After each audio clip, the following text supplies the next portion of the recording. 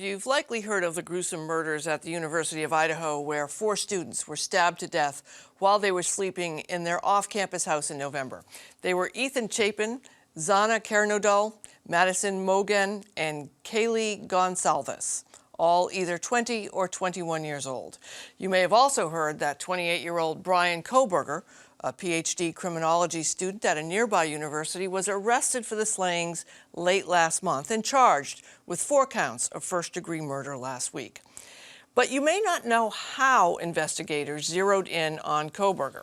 Police cited a car registered to the suspect, which was caught on surveillance tape near the scene of the crime, and there were plenty of details about the crime scene. But according to a report from Slate, the main tools that led police to Kohberger was something that it was never mentioned in the 18-page affidavit, forensic genealogy. I'm joined by the author of that report, tech writer Heather Tal Murphy, and Antonio Regalado, senior editor for Biomedicine, MIT Technology Review. Welcome to both of you. Heather, I gave a little bit of a recap, but before we get to the DNA and the genealogy, can you just explain how the police zeroed in on this suspect? Because there were a lot of reports for a while, a lot of armchair folks saying police aren't doing anything, but apparently they were investigating. Yes. So on November 13th was this tragic day. Around 4 a.m., somebody, a man wearing a mask covering most of his face, had entered this house where these students at the University of Idaho lived. And by the time the police arrived, they found 4 of them dead, 2 who were dating, 2 who were best friends. And he, on his way out, he walked by this very stunned roommate and seemingly left. And so one of the first things that everyone started hearing about in this case, partly because the Moscow Police Department put out lots of pleas on their Facebook page, was to please give them any tips about a white Hyundai Elantra. And so very quickly, they had found some surveillance footage which showed a white Hyundai Elantra. They weren't exactly sure. They couldn't see the license plate. They weren't certain of the year. They had kind of a range of years from around 2011 to 2016 that they wanted this white Hyundai Elantra. But something we have to all keep in mind is that white Hyundai Elantras are actually some of the top-selling cars in America.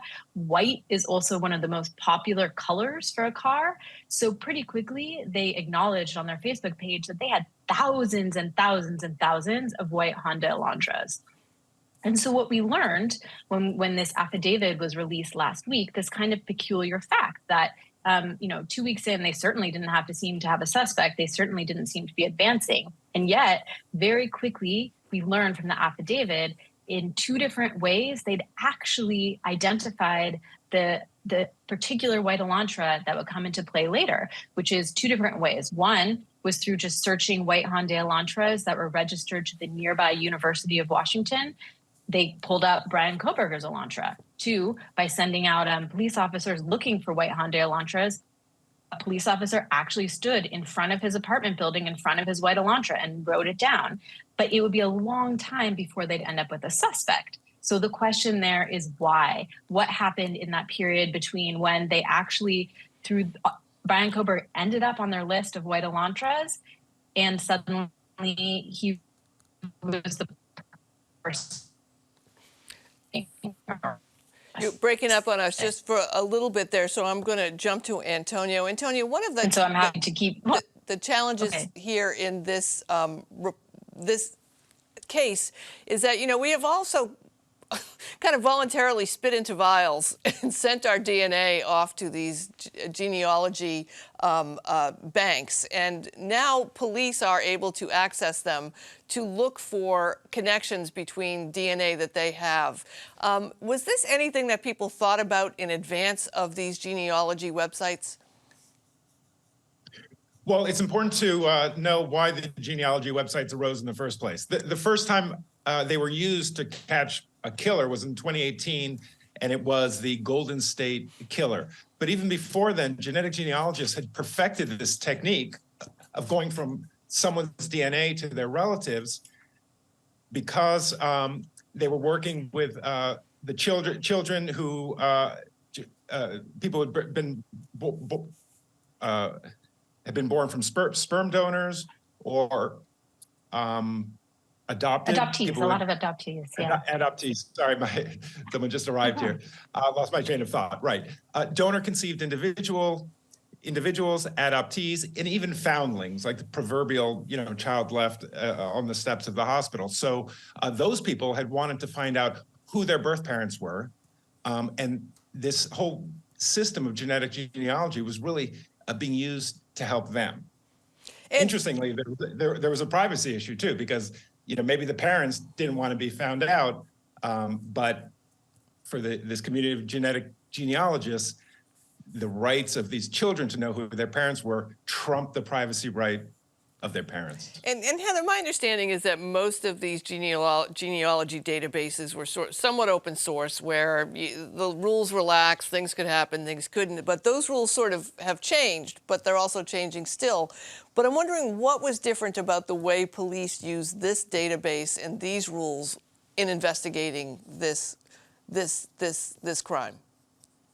That's an excellent question. So the 2018 Golden State Killer case that got a lot of attention was really the first really high profile murder case that this was used for. And shortly after that, police departments across the entire country started using this. They started working with genetic genealogists. But most of those cases were really old cases. The cases that they first started working with were cases that had gone cold many decades ago in most cases. And though there's been a handful of cases in which it's been used towards a more recent case or in an active investigation, what's different about this case is primarily that forensic genealogy or genetic genealogy came in so soon after the crime actually occurred, just a few weeks after. Whereas what we've mostly seen is that it's been used decades after. And it's not the only time that it's been used on an active investigation, but it's definitely the most high profile murder investigation that it's been applied towards so soon after. And I do want to clarify one thing, because we're talking about which databases can be used. It's good for people to remember this isn't with 23andMe and Ancestry.com. It is with GEDmatch and Family Tree DNA generally, which both have policies that do have people opt in or default opt in, that they will permit their DNA profiles to be used in this way. And to that point, thank you for clarifying that, Heather. But Antonio, to that point, I think when people signed up to do this, as you said, they were searching for biological family members for one reason or another. I don't think any of them ever really expected to get a phone call from the police asking if they knew a second or third cousin that they are matching via DNA who may have been driving a certain car in a certain state. How are these companies and how are users reacting to the concerns that, we all want to help solve crime, but not all of us want to be, pulled into a crime investigation? Right. Well, I don't think the police are calling the people in the database. They use a match, as Heather recounts in her story. They use a match. They can find a third cousin, or who they think is a third cousin or a second cousin, and then they go to other resources, birth and death records, and they build a huge family tree. And then they go into that family tree and they find the people who are likely to be, possibly the suspects. Certainly around the time of the original case, the Golden State Killer case, there was a big debate because the police had used this database without informing all the people who had contributed their DNA, right? It was a surprise. There was a big debate, and they sorted it out. Now you can choose to have your DNA open so the police can search it, and they recommend that, or you can choose to opt out. And there's also a limitation in this particular database, GEDmatch or GEDmatch, which is that it's only to be used for violent crimes, not breaking and entering. But the fact is, in 2023, whether it is facial recognition or DNA, the ability to remain anonymous in society is kind of going away. And Heather, it is definitely that the horse is already out of the barn on many of these levels. But the other thing that concerns me, or I guess maybe it might even be the main thing that concerns me, is the level of training that police departments are getting when using face recognition software, when using DNA forensic profiling, and of course, obviously, the bias that is already, we know, exists, and definitely the facial recognition. What do you know, if anything, about law enforcement and what kind of training they're demanding in order to use this? Or was this just an anomaly that someone figured out how to do this in this case and ran with it? So in this particular case, what happened is because it was a very high profile case, they ended up bringing in the FBI's forensic genealogy team. And they have about 100 people now focused on forensic genealogy. But you ask an excellent question. And there's a lot of discussion about this right now because a lot of in these lower profile cases, whether they're old cases or increasingly more recent cases, sometimes the agencies, the police departments are training up people on forensic genealogy themselves. Sometimes they're working with people who are professional forensic genetic genealogists. Some of those people have a long history. Some of those people maybe don't really know what they're doing. Now, so that there is a movement right now to try to figure out a certification process or some level of standardization, because overall this is not regulated and in any particularly clear way. And so that is a good question. I think some people say ultimately, you're not supposed to make an arrest just based on what they call this genetic genealogy lead. You're supposed to wait till you've focused in on who it can be, and then they've gathered the DNA of that person and see if it confirms their hypothesis. But as we saw early on with some of these cases, things did go off the rails, where they began to focus in on the wrong person, where they began to use relatives of those people in the genealogy databases in ways that were really wrong. And so for that reason, there are concerns, and this connects back to the case we're talking about now, why there is so much discussion about what is in those court documents. So in the affidavit, it does not mention forensic genealogy, it does not mention genetic genealogy.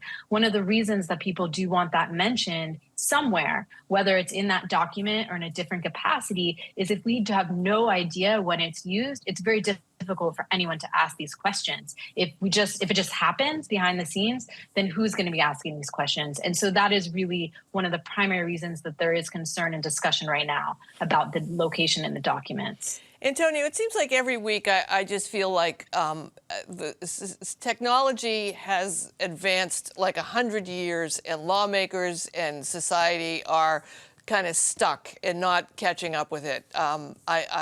Whenever I have an opportunity to talk to college classes and I tell them that there are things they should be concerned about right now, because when they visit a college class when they're 60 and people ask, why didn't you do more about climate change?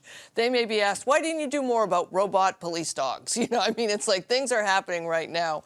What should we at home be paying attention to in order to both, again, we want to solve crimes, but protect privacy, to protect society so that we don't move so fast without the proper guardrails? Right. Well, listen, it's, to be able to, if in fact the technology was used to catch the guilty party in this terrible set of murders, there's really not that much to complain about or even that much to worry about. It is good. It is good use of technology. I did assemble a list of things that DNA could be used for in the future, because I think that's what you're getting at. Are we going to be surprised with what DNA can do next? And from the scientific community, they believe that DNA is going to be able to predict pretty accurately what you look like. So from a DNA sample, they could get something that looks like a picture of you. Heather already mentioned how fast it is. It's real time. How fast can you go from DNA that you find, on a table or on a knife to the suspect? And of course, people are also, police and investigators are able to work with like smaller and smaller amounts of DNA. So you can even imagine a situation where maybe you're at a political meeting and the police come afterwards and they swab the room and they can figure out everybody who was at this meeting, right? So that is why, although I don't personally see a critical privacy issue with finding killers, I also haven't submitted my DNA to 23andMe or Ancestry.com because I don't know what's going to come next. All right. I appreciate both of you. Heather Tal Murphy, we direct folks to your article at Slate. Antonio Regalado, thank you so much for joining me and keeping us enlightened on this important topic. Thank you so much for having me. Bye.